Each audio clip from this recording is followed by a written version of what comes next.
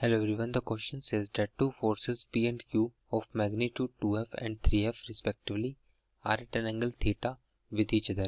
If the force Q is doubled, then their resultant also get doubled. Then the angle theta is. So in this question I have to find out the angle theta. Now we have given two forces P and Q of magnitude 2F and 3F is given. So are at an angle theta with each other. So now first we know,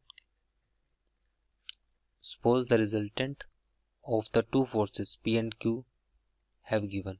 Suppose this is our vector P and this vector is Q. The angle between them is theta.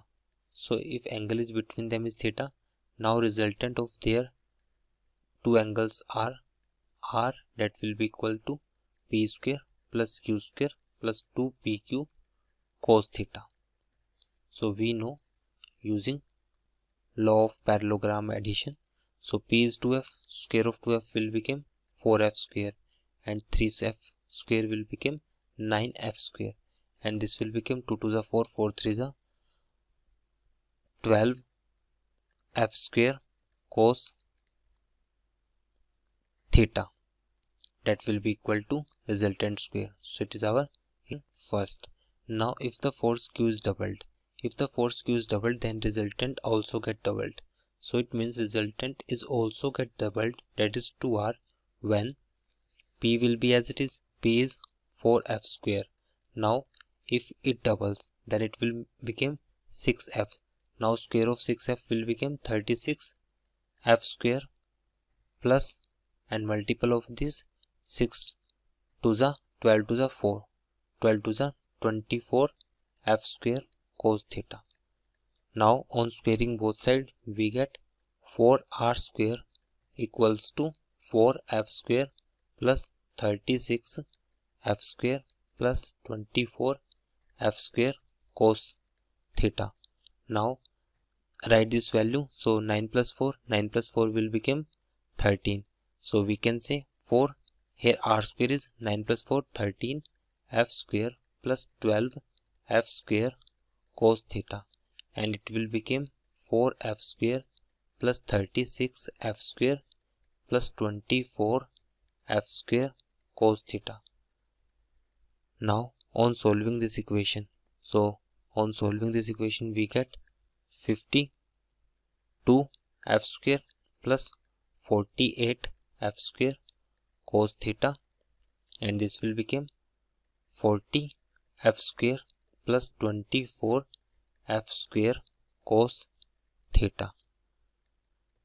So now on solving this equation, after solving this equation, we get 48F square cos square theta minus 24F square cos theta will become 24F square cos theta, and it will become 40F square minus 52F square, that will equals to minus 12F square. Now F square will cancel out, so cos theta will be equals to minus 12 divided upon 24, that will be equal to minus 1 upon 2. Hence theta will become 120 degree. Hence angle should be equals to 120 degree. So because value of cos theta minus 1 upon 2 will be at an angle 120 degree. Hence 120 degree is right answer. Hence theta is equals to 120 degree. So it is our right answer. Hello students, here is the equation. Two particles of mass m each are tied at the end of the light string of length 2a. The whole system is kept on a frictionless horizontal surface with the string held tight so that each mass is at a distance a from the center P. Now the midpoint of the string is pulled vertically upward with a small but constant force F. As a result, the particle moves towards each other on the surface. The magnitude of acceleration when the separation between them becomes 2x. In this question, we have to find the acceleration, and the separation between them is 2x. So, first of all, we draw a diagram of it to understand. So, the distance between two masses are now 2x, and here is a m, and this is also m,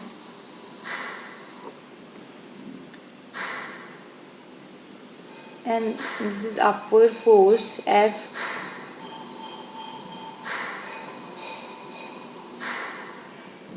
and tension is in this direction, upward direction, and there is also upward direction, there is a tension, right?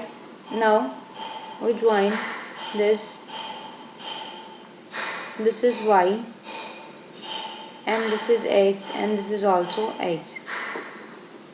Now resolve the components of t in upward direction. There is t sine theta. In this direction there is t cos theta. In upward direction again there is t sine theta, and in this direction there is t cos theta, right?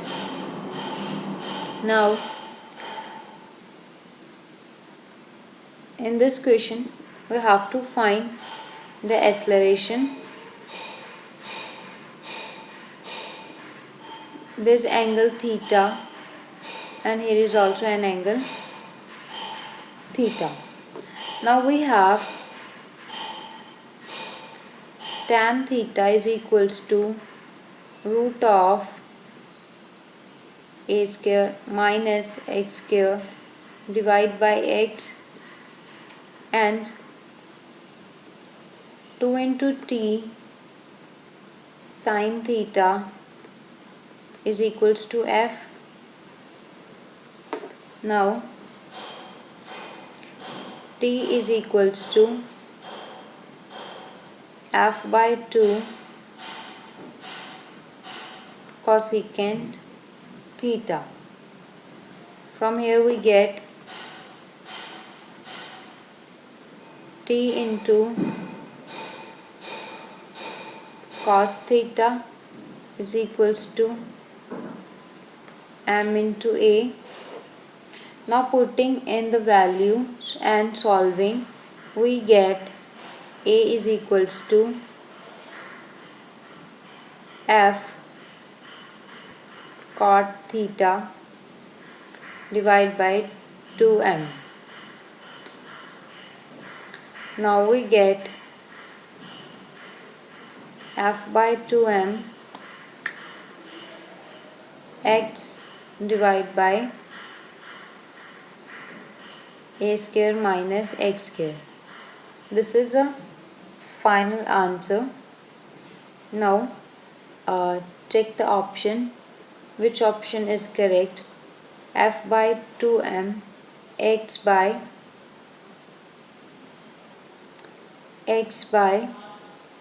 root a square minus x square. This is a final answer.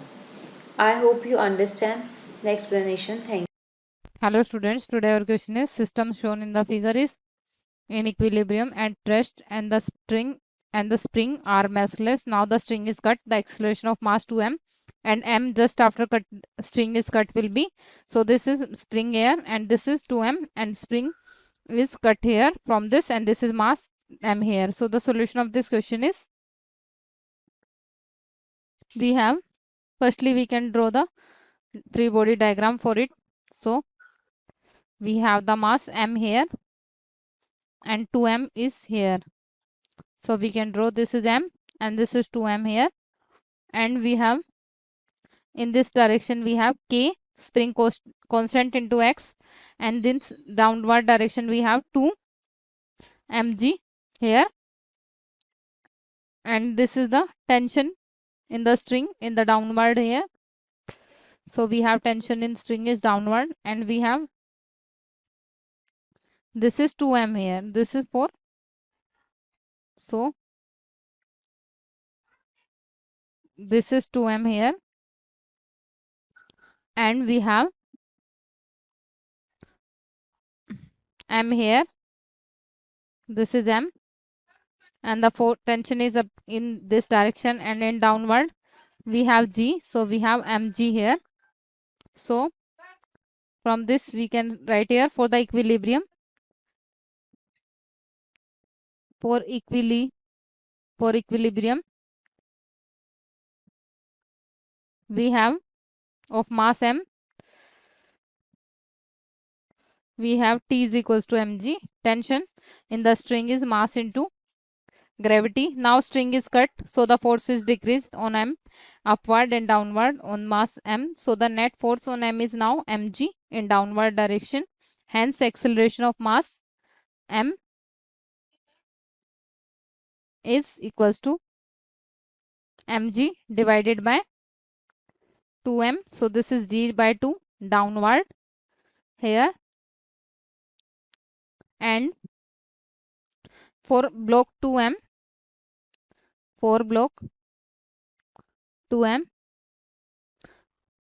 net force will be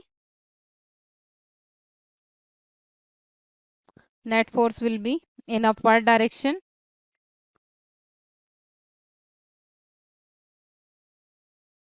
and acceleration of mass, so we can write here acceleration of mass 2m will be 2 mg. This is mg and this is divided by mass into gravity, and this is divided by 2m. So from this we get mass is on the second block is g by 2 upward here. So this is the solution for this question. Thank you. Hello friends, इस question में हमें बताया गया है a ship of mass 3 into 10⁷ kg initially at rest is pulled by a force of 5 into 10⁴ Newton through a distance of 3 meter. Assume that the resistance due to water is negligible. The speed of the ship is. तो ये option है ship की final speed के लिए, तो जो इनमें से एक सही ऑप्शन है वो हमने चूज़ करना है। तो पहले हम एक फिगर स्केच कर लेते हैं, समझते हैं प्रॉब्लम में क्या कहा जा रहा है। तो ये फिगर स्केच किया है हमने। तो ये पानी है, पानी के ऊपर ये शिप है, ठीक है। शिप का मास हमने m से डिनोट किया है, इसके ऊपर फोर्स F लग रहा है जो कि कांस्टेंट है, उसकी वैल्यू गिवन है 5 into 10⁴ न्यूटन, और एज ए रिजल्ट कुछ एक्सेलरेशन होगा न्यूटन सेकेंड लॉ से, और ये डिस्प्लेसमेंट s है, ठीक है ना, जो s गिवन है 3 मीटर, और मास गिवन है शिप का m यानी कि 3 into 10⁷ kg। तो हमें फाइंड करनी है कि यहाँ पे फाइनली जब शिप यहाँ पहुँचती है तो फाइनल स्पीड कितनी होगी शिप की। तो वो हमने v सेलेक्ट कर लिया, तो v हमें फाइंड करनी है, ठीक है। अच्छा, तो सबसे पहले तो हम न्यूटन्स लॉ लगा देते हैं शिप के ऊपर, क्योंकि friction resistance due to water negligible है, तो ये जो पुलिंग फोर्स F है यही इकलौता फोर्स है जो लग रहा है इस शिप के ऊपर, तो यही नेट एक्सटर्नल फोर्स हो गया, ठीक है ना। तो हमें न्यूटन्स लॉ क्या कहता है कि net external force F is equal to mass into acceleration. तो यहाँ से implies that acceleration is equal to net external force F upon mass m, ठीक है।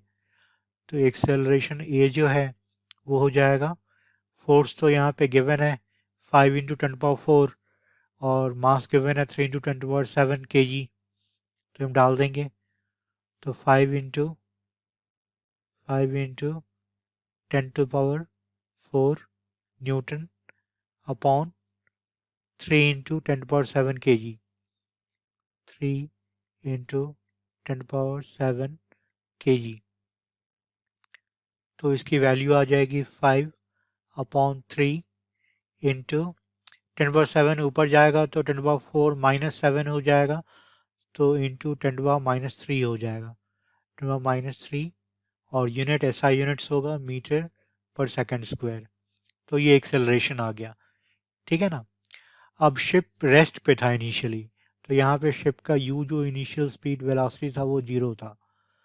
तो हम काइनेमेटिक्स से इक्वेशन लगा देंगे one dimensional uniformly accelerated motion का, क्योंकि फोर्स कांस्टेंट है तो एक्सेलरेशन भी कांस्टेंट होगा। तो ये uniformly accelerated motion along straight line होगा। तो हम ये वाला फॉर्मूला लगा सकते हैं, v square minus u square is equal to 2as।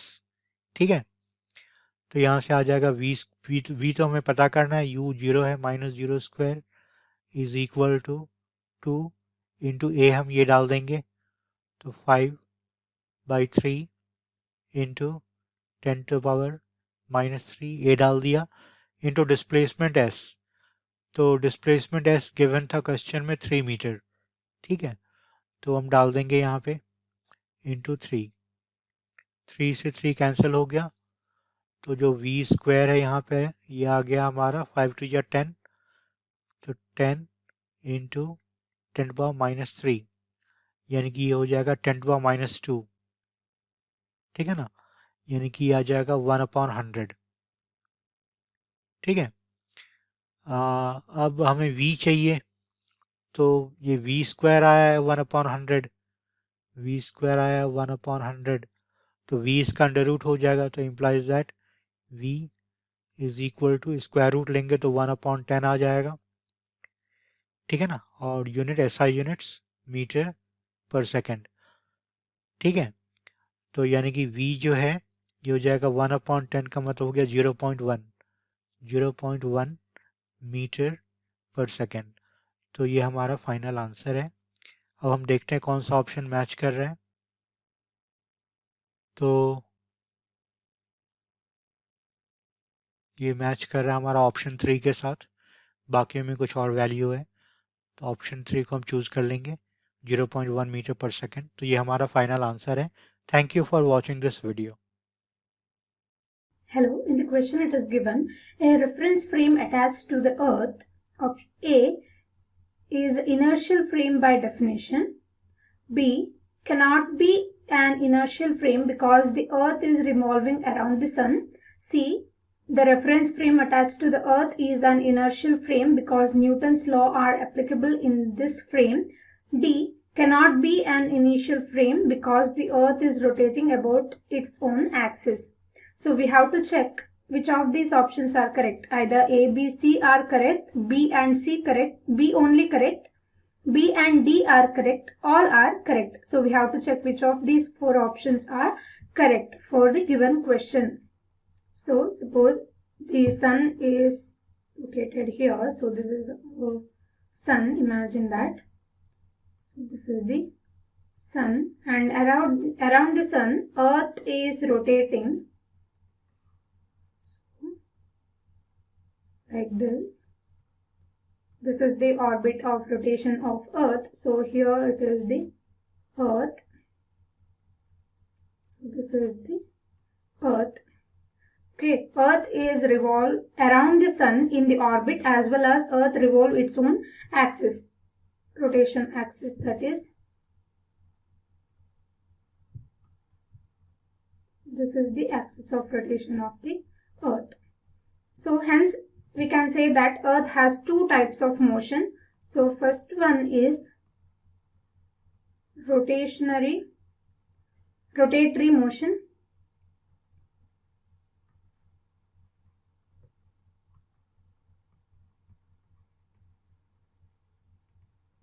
That is, earth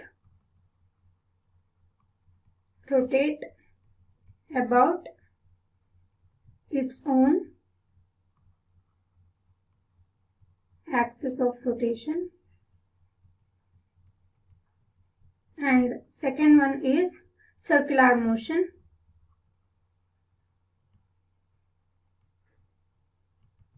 That is, earth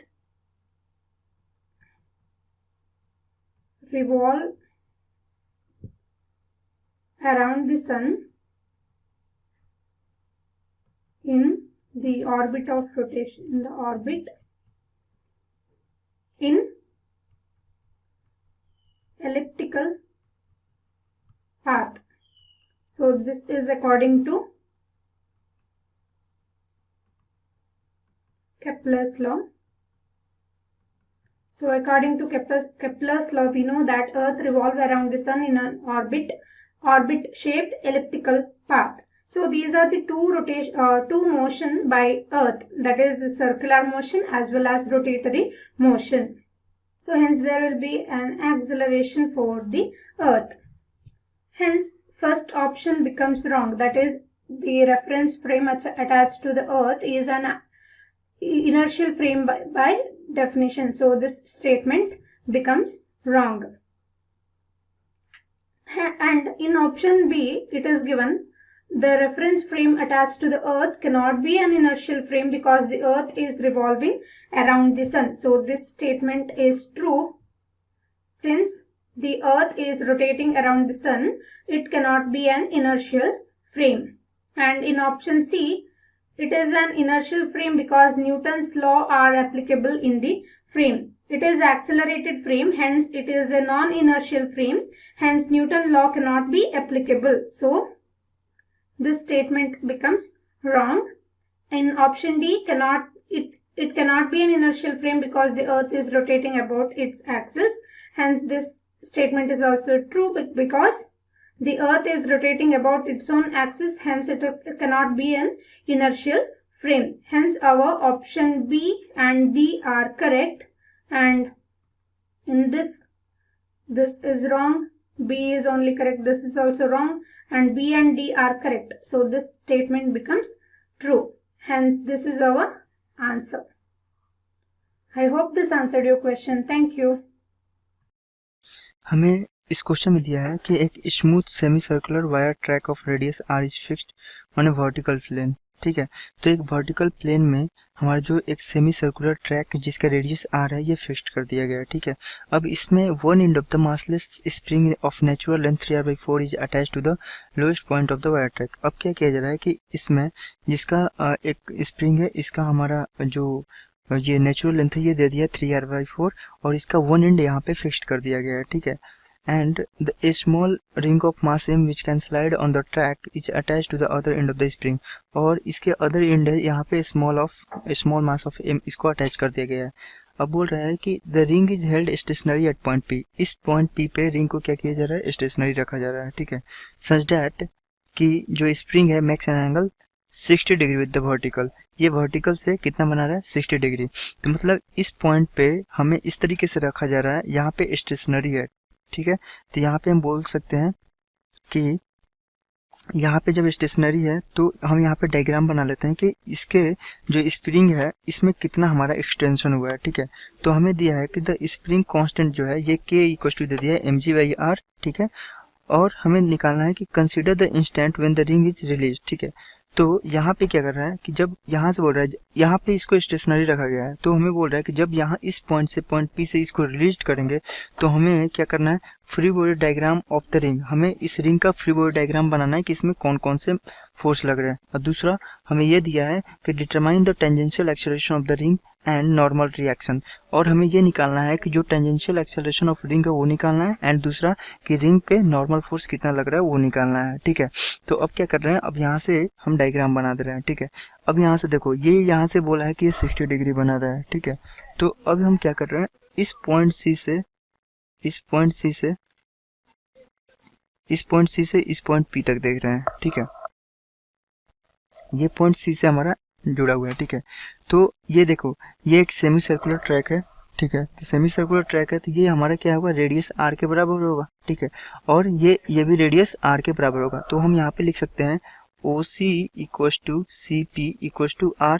ये क्या है, ये क्योंकि ये हमारा ये सर्कुलर ट्रैक है, due to semi circular track इसका हमें रेडियस क्या दिया है, R दिया है। ठीक है, तो अब हमें क्वेश्चन में दिया है कि ये जो लेंथ है रेडियस, इसका जो स्प्रिंग है ये वर्टिकल से 60 डिग्री बना रहा है। ठीक है, अब ये जब 60 डिग्री बना रहा है तो हम ये जान रहे हैं फ्रॉम द आइसोसेलेस ट्रायंगल ये दोनों रेडियस बराबर हैं, ये आर लेंथ है और ये आर लेंथ है, तो इसके अपोजिट साइड में क्या बनाएगा, ये भी 60 डिग्री एंगल बनाएगा, तो ये भी क्या हो जाएगा हमारा 60 डिग्री। ठीक है, तो यहाँ से बोल सकते हैं एज OC बराबर CP बराबर R, तो हम यहाँ से बोल सकते हैं एंगल CRP एंड एंगल ये CO है। ठीक है, COP, तो एंगल यहाँ से बोल सकते हैं एंगल OPC, ये क्या होगा हमारा 60 डिग्री के बराबर होगा। ठीक है, अब देखो ये 60 डिग्री होगा, ये 60 डिग्री होगा, तो ये कितना होगा थीटा।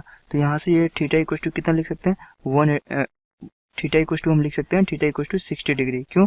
क्योंकि ये हमारा है ये 60 डिग्री, ये 60 डिग्री, टोटल सम कितना होता है 180 डिग्री, तो थीटा का वैल्यू कितना आ गया 60 डिग्री। ठीक है, तो यहाँ से हमें क्या पता चल रहा है कि ओ सी पी ये क्या है हमारा ट्रायंगल, इक्विलेटरल ट्रायंगल है। ओ सी पी जो है हमारा ट्रायंगल, ये क्या है इक्विलेटरल ट्रायंगल है। यहाँ से ये पता चल गया डायग्राम से। ठीक है, इक्विलेटरल ट्रायंगल। अब यहाँ से ये देख रहे हैं कि देखो यहाँ पे हमें दिया है कि नेचुरल लेंथ दिया है स्प्रिंग का, नेचुरल लेंथ हम मान लेते हैं नेचुरल लेंथ को L नॉट से रिप्रेजेंट कर रहे हैं। ठीक है, ये है natural length of spring, natural length of spring. ठीक है, ये दिया है L नॉट इक्वल टू दिया है 3r/4। ठीक है, यहाँ से देख लेते हैं क्वेश्चन में, तो हमें यहाँ पे दिया है natural length of the spring 3r/4। ठीक है, अब हमें ये देख रहे हैं कितना एक्सटेंशन हुआ था। ठीक है, अब ये इक्विलेटरल ट्रायंगल है, तो हम क्या बोल सकते हैं तीनों साइड सेम होता है, तो यहाँ से हम बोल सकते हैं जो OP होगा इसका भी लेंथ क्या होगा r ही होगा। तो यहाँ से बोल सकते हैं it implies OP equal to क्या हो जाएगा हमारा r होगा। ठीक है, अब हमें पता चल गया कि टोटल लेंथ हमें पता चल गया यहाँ पे स्प्रिंग का r है। ठीक है, तो यहाँ से एक्सटेंशन निकाल देंगे। ठीक है, क्योंकि हमारा टोटल लेंथ r है और हमें बोला था कि नेचुरल लेंथ 3r/4 है, तो इसमें कुछ जो स्प्रिंग है इसमें एक्सटेंशन हुआ है। ठीक है, तो एक्सटेंशन इन स्प्रिंग निकालते हैं यहाँ से, तो ये आ जाएगा एक्सटेंशन इन स्प्रिंग। ये क्या हो जाएगा टोटल r है और नेचुरल लेंथ हमें घटा देंगे यहाँ से, तो 3r/4 हो जाएगा। ठीक है, तो यहाँ से क्या आ गया r/4, ये क्या होगा हमारा x। ये हम मान रहे हैं कि हमारा इसमें क्या है x एक्सटेंशन हुआ है। ठीक है, तो हमारा यहाँ पे x का वैल्यू कितना आ गया r/4। ठीक है, अब हमें निकालना है कि जब इस पॉइंट को यहाँ से रिलीज करेंगे तो हमें इसका फ्री बॉडी डायग्राम बनाना है। ठीक है, तो हम यहाँ से इसका डायग्राम बनाते हैं। ठीक है, तो ये हमारा पॉइंट P है। ठीक है, और ये हमारा पॉइंट O है और ये पॉइंट हमारा R है। ठीक है, अब इस पे ये जो हमारा रिंग है इस पॉइंट पे, ठीक है, इस पे मास m है यहाँ पे। ठीक है, तो इस पे क्या लगेगा एक नॉर्मल फोर्स लगेगा, मतलब ग्रेविटी के कारण ये mg फोर्स होगा। ठीक है, और इस पे नॉर्मल फोर्स होगा जो कि ये रिंग है, रिंग से परपेंडिकुलर डायरेक्शन में लगेगा। ठीक है, इधर ये किधर लगेगा टुवर्ड द सेंटर लगेगा। ठीक है, तो ये आ गया हमारा नॉर्मल। ठीक है, अब यहाँ से ये देख लेते हैं, अब यहाँ से देखते हैं कि ये जो हमारा स्प्रिंग है, ठीक, तो ये क्या कर रहा है इस पे हमारा इधर क्या लगा नॉर्मल फोर्स। ठीक है, और डाउनवर्ड क्या लगेगा mg। ठीक है, अब देखो ये जो इस पे ये spring force along the spring लगेगा। ठीक है, अब इसके बीच में कितना है 60 डिग्री है। ठीक है, तो इसको हम यहाँ से ये बनाते हैं कि ये अलोंग द स्प्रिंग लगेगा। ठीक है, ठीक है, और ये कितना है हमारा 60 डिग्री है। ठीक है, तो ये हमारा क्या होगा स्प्रिंग फोर्स। ठीक है, तो ये इसको हम इसको ऐसे लिख सकते हैं, जो इसके ये आ जाएगा हमारा इसके 90 डिग्री। ठीक है, देखो तो ये 60 डिग्री, ये 30 डिग्री होगा, तो ये जो नॉर्मल का डायरेक्शन में आ जाएगा f cos 60 डिग्री। ठीक है, और ये परपेंडिकुलर आ जाएगा इसका f sin 60 डिग्री। ठीक है, अब ये क्या है हमारा टेंजेंशियल होगा। ठीक है, क्योंकि ये हमारा रेडियल डायरेक्शन में जा रहा है इस पॉइंट पे, और रेडियल का ये परपेंडिकुलर किया जाता है हमारा टेंजेंशियल होता है। ठीक है, तो ये हमने लिख लिया। अब यहाँ पे ये mg बना रहा है, देखो अब यहाँ पे ये बोल रहा है कि जो अब ये mg को देख लेते हैं यहाँ पे। ठीक है, तो ये देख लेते हैं कितना एंगल बनाएगा। अब यहाँ से ये देखेंगे। ठीक है, तो देखो ये हमारा ये लाइन और ये दोनों वर्टिकल लाइन क्या है पैरेलल है। ठीक है, तो इसका मतलब ये जब 60 डिग्री बना रहा है तो ये टोटल एंगल कितना बनाएगा 60 डिग्री बनाएगा। ठीक है, ये टोटल एंगल 60 डिग्री बनाएगा। तो अब यहाँ से देखते हैं, अब हमें पता है कि ये यहाँ पे ये था। ठीक है, ये ठीक है, और ये जो लाइन है ये 60 डिग्री बना रहा था और ये दोनों पैरेलल हैं, तो ये टोटल कितना होना चाहिए 60 डिग्री होना चाहिए टोटल। ठीक है, टोटल ये कितना होना चाहिए 60 डिग्री होना चाहिए। अब देखो ये आपस में क्या है परपेंडिकुलर। ठीक है, तो ये कितना हो जाएगा हमारा 30 डिग्री, और ये टोटल 60 डिग्री है, तो ये भी कितना हो जाएगा 30 डिग्री। ठीक है, तो अब mg को रिजोल्यूट कर देते हैं। ठीक है, तो ये किधर आ जाएगा इसके साथ cos आएगा, तो ये आ जाएगा mg cos 30 डिग्री और इधर आ जाएगा mg साइन 30 डिग्री। तो ये हमारा हो गया फ्री बॉडी ऑफ मास और रिंग ऑफ मास m। ठीक है, तो यहाँ से ये जो हमारा है ये डायरेक्शन, ये क्या है, टेंजेंशियल डायरेक्शन, और टेंजेंशियल डायरेक्शन ये परपेंडिकुलर जो कि रेडियल डायरेक्शन है। ठीक है, और मैंने ये कंपोनेंट कर दिया फोर्स और mg का। ठीक है, तो अब यहाँ पे ये पहला पार्ट हो गया हमारा ए। ठीक है, सेकंड पार्ट में हमसे क्या पूछा है, सेकंड पार्ट में हमसे पूछा है कि हमें निकालना है determine the tangential acceleration of the ring and normal reaction. ठीक है, तो यहाँ पे देख रहे हैं नॉर्मल रिएक्शन और हमें टेंजेंशियल एक्सेलरेशन निकालना है। ठीक है, तो यहाँ पे क्या लिख सकते हैं, normal reaction plus F cos, यहाँ पे क्या है 60 degree equals to mg sine 60 degree 30 degree. ठीक है, यहाँ से लिख सकते हैं दोनों बराबर होगा। अब इसमें क्या होगा, टेंजेंशियल एक्सेलरेशन निकालना है इनमें, तो यहाँ से ये लिख सकते हैं इधर टेंजेंशियल में कौन कौन से फोर्स लग रहे हैं, F sine 60 degree plus mg cos 30 degree. तो ये आ जाएगा हमारा F sine 60 degree plus mg cos 30 degree. ये क्या है हमारा टेंजेंशियल डायरेक्शन में फोर्स हो गया। ठीक है, तो हमें टेंजेंशियल एक्सेलरेशन निकालना है, तो यहाँ से हम लिख सकते हैं इसको f इंटू साइन 60 डिग्री का वैल्यू क्या हो जाएगा, √3/2 प्लस mg cos 30 डिग्री √3/2। अब यहाँ से √3/2 कॉमन ले लेंगे, तो ये आ जाएगा हमारा f प्लस mg। ठीक है, अब यहाँ पे क्या है, k का वैल्यू दिया है हमें। ठीक है, जो स्प्रिंग कांस्टेंट है, यहाँ पे हमें k का वैल्यू दिया है mg/r। ठीक है, तो F बराबर क्या होता है, स्प्रिंग फोर्स जो होता है F ये होता है हमारा kx के बराबर होता है। ठीक है, तो यहाँ से k दिया है हमारा, k का वैल्यू दिया है mg/r। ठीक है, पुट कर देते हैं mg/r और हम x निकाल चुके हैं r/4, तो ये कितना आ गया टोटल mg/4। अब यहाँ पे पुट कर देते हैं f का वैल्यू, तो यहाँ से इसको लिख सकते हैं √3/2, ये आ जाएगा mg/4 प्लस mg।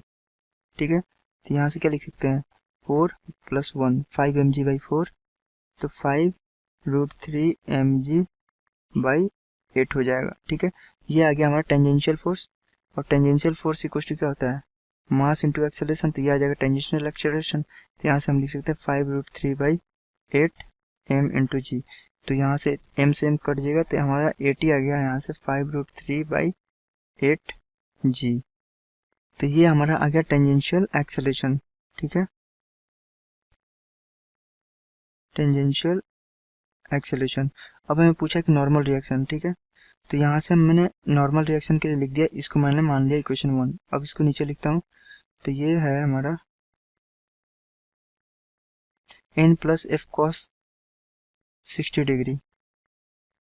तो यहाँ से हम फ्रॉम 1 इक्वल टू लिख सकते हैं n इक्वल टू, यहाँ से डायरेक्ट लिख सकते हैं mg sine 30 degree, mg sine 30 degree ये माइनस होगा। ठीक है, यहाँ पे कितना आएगा माइनस एफ कॉस 60 डिग्री। ठीक है, तो यहाँ से देख लेते हैं ये क्या आएगा, n इक्वल टू लिखेंगे तो ये माइनस में जाएगा इधर mg sine 30 degree minus F cos 60 degree. ठीक है, अब यहाँ पे f का वैल्यू दिया है mg/4। ठीक है, तो यहाँ पे वैल्यू पुट कर देते हैं, ये आ जाएगा mg इंटू साइन 30 डिग्री 1/2, और ये है f का value mg/4 into cos 60 degree 1/2।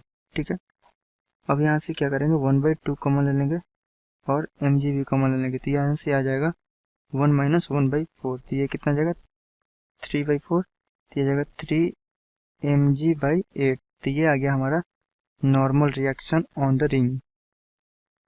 तो ये हमसे क्वेश्चन पूछा था। ठीक है, तो ये क्वेश्चन का हो गया हमारा आंसर।